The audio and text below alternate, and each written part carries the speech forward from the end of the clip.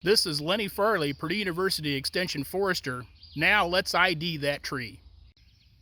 In Indiana, we do have a few coniferous species, and this is one of the most common. This is Eastern Red Cedar. This is the cedar that the wood is used for cedar closets and cedar lining to cabinets and chests. Beautiful, dark red, very aromatic wood, and also a very attractive and useful tree for wildlife and restoration in early successional habitats. Eastern red cedar has scale or awl-like foliage, and so this foliage can be relatively soft to the touch in some cases, but oftentimes some of the younger foliage can actually be quite sharp and give you a little bit of a poke if you get it pushed the wrong direction.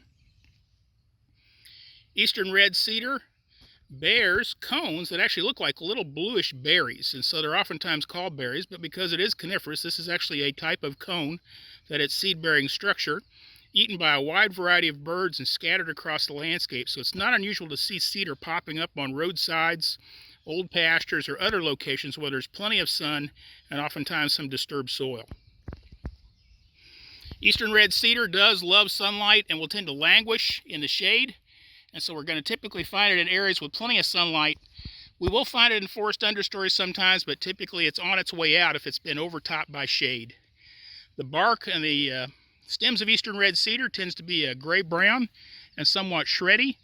It takes many years to produce large trees, but we will occasionally find trees that are 1.5 feet, 2 feet in diameter out on the landscape.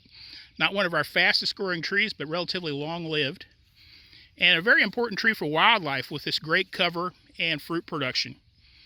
And so next time you look at Eastern red cedar out in the landscape, consider the fact that it does offer quite a few benefits to our Indiana forest.